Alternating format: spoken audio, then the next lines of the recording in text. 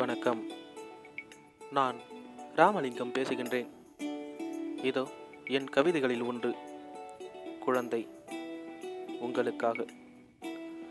இயற்கையின் விந்தையில் என் விந்தணுவில் துளிர்த்த தளிரே, கருவறையும் கோவிலானது உள்ளே கடவுளாக நீ இருந்ததால் தான். அணுக்களுக்கு இடையில் ஒரு போராட்டம், அதில் நீ வென்றதால் கிடைத்தது பெண்மைக்கு தாய்மை என்னும் பட்டம்.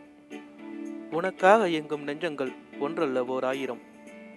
ஆணிற்கும் பெண்ணிற்குமான காதலின் உச்சகட்ட சந்தோஷம் நீ. ஆணின் மனத்திற்குள்ளும் தாய்மையை உணரச் செய்த அற்புதம் நீ.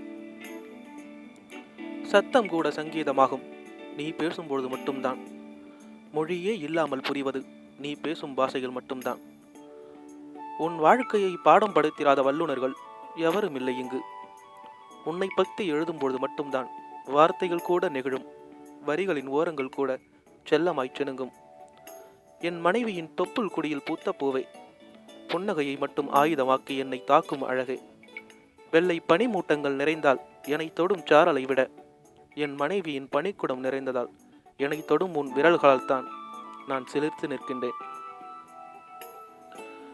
நீ பிறந்த நாள் முதல் ஒவ்வொரு நாளும் என்னை ஆச்சரியத்தில் ஆழ்த்தி கொண்டிருக்கும் நீ அல்லவோ உண்மையான உலக அதிசயம்.